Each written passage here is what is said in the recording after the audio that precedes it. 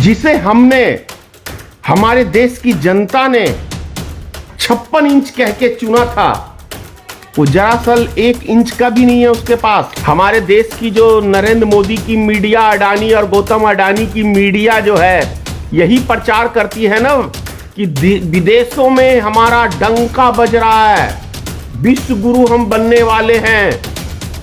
ऐसा विश्व गुरु, प्रणाम करता हूं। लोहे के चने चबा दिए थे भारतीय सेना ने चीन का। आप किसको सपोर्ट करते हैं इससे बहस नहीं है, लेकिन एक चीज मैं हर व्यक्ति से कह रहा हूं कि कम से कम राष्ट्र के मान सम्मान के विषय में सोचिए। भारतीयों को अमेरिका से वापस भेजने का काम किया है, और जो व्यवहार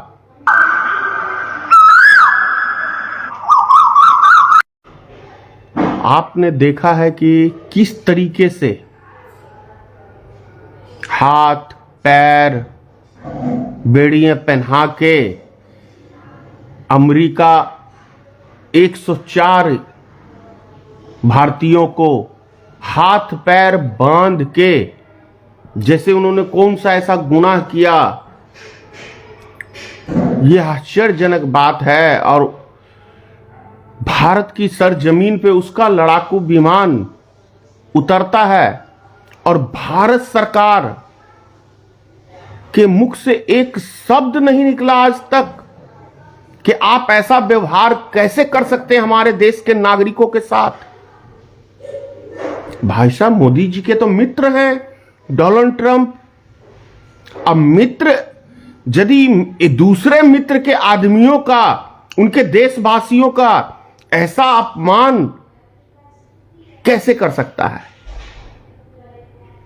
या हम ये कहें कि जिसे हमने, हमारे देश की जनता ने 56 इंच कह के चुना था, वो दरअसल 1 इंच का भी नहीं है उसके पास।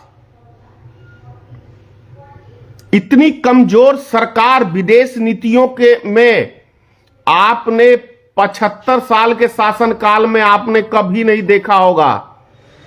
1962 में चाइना से युद्ध हुआ, हमारे पास कोई हथियार तक नहीं थे खास। उसके बाद भी जो भी स्थिति हो वो बाद की बात है, लेकिन लोहे के चने चबा दिए थे भारतीय सेना ने चीन का। जिस कांग्रेस पार्टी को ये लोग बदनाम करते हैं, इंदिरा गांधी के ऊपर अब सब टिप्पणी करते हैं, उसने पाकिस्तान के 2 टुकड़े करे थे। ये सच्चाई है भाई साहब।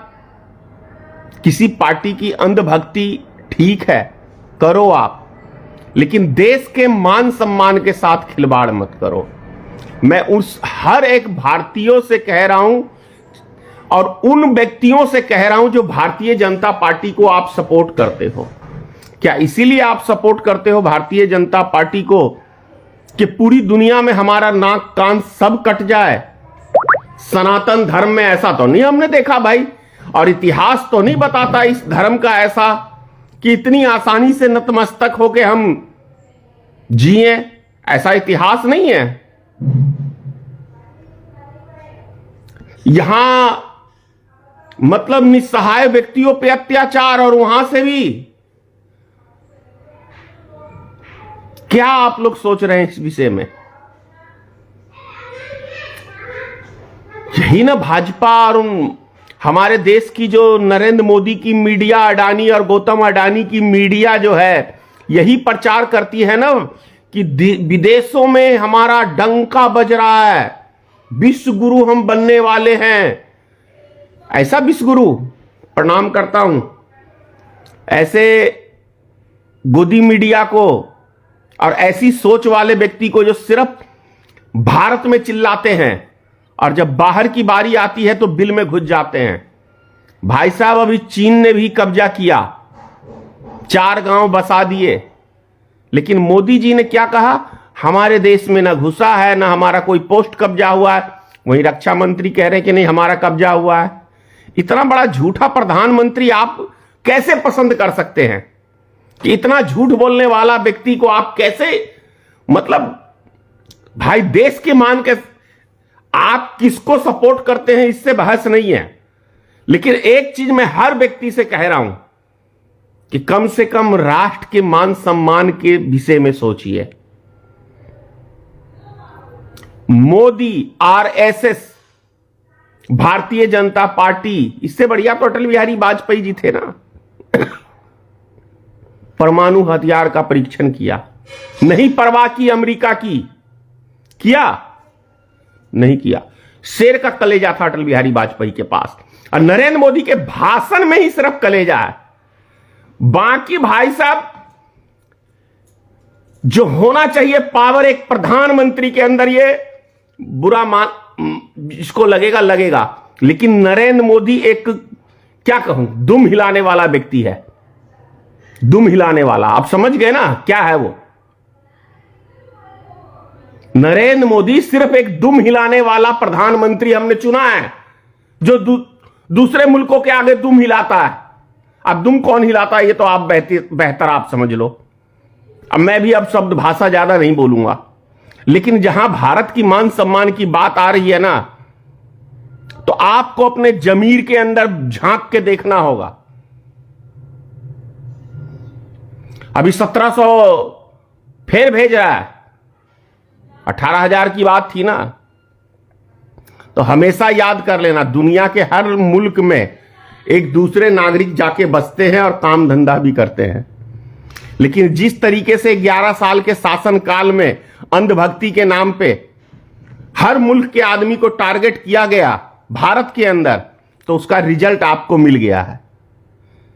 अगर संतुष्ट नहीं हो तो आने वाले टाइम में जो अमेरिका भारत का करने वाला है हाल, मोदी जी तो जाएंगे हिलाने के लिए। अभी उन्हें तो अच्छे खाना, अच्छे कपड़े, अच्छे शौक का है। चाहे देश में एक वो फिल्म हमने देखी थी, अमजद खान था उसके अंदर राजा बना हुआ, अंग्रेज देश के ऊपर कब्जा कर रहे हैं, लेकिन उसको शतरंज खेलने से मतलब था। विदेश की सेना उसके राज्य में कब्जा कर लेती है, उसको भी, उसके महल को भी कब्जा कर लेती, लेकिन उसको गेम खेलने दो। तो वही गेम अभी चल रहा है हमारे देश के अंदर। भाई जिसको जो लूटना है तुम लूटते रहो, जिसको जो देश में करना है करते रहो, बस हमें अपने शौक पूरा करने दो। प्रणाम करता हूं ऐसी देश की जनता को, और ऐसी सोच वाली आरएसएस टीम को, और ऐसी सोच वाली भारतीय जनता पार्टी के लोगों को।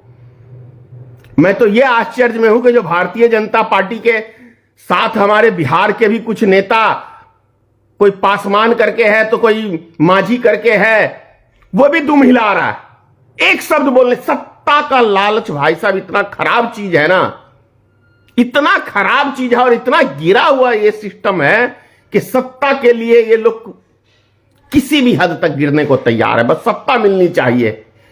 अरे किसने कहा नेतागिरी करने के लिए, जब कुछ करने की क्षमता ही नहीं है? तो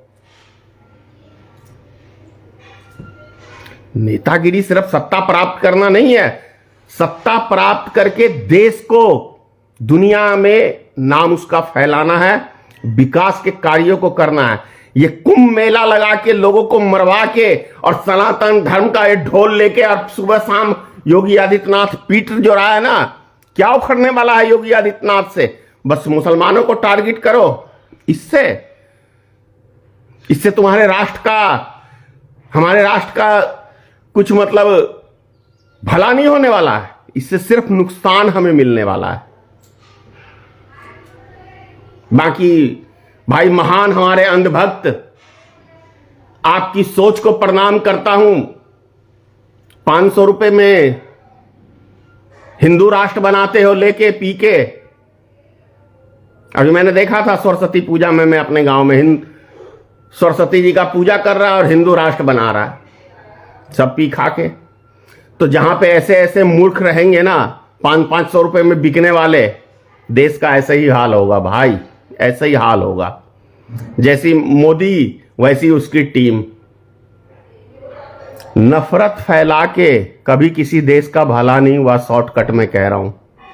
नफरत फैला के कभी किसी समाज का भला नहीं हुआ है। नफरत का रिजल्ट उल्टा ही होता है। इतिहास गवाह है, एक से एक इतिहास है। तरक्की की राह पे हर व्यक्ति को जाना चाहिए, हर मुल्क को, हर समाज को, लेकिन नफरत और तोड़ की राजनीति नहीं। जोड़ो जोड़ो जोड़ो।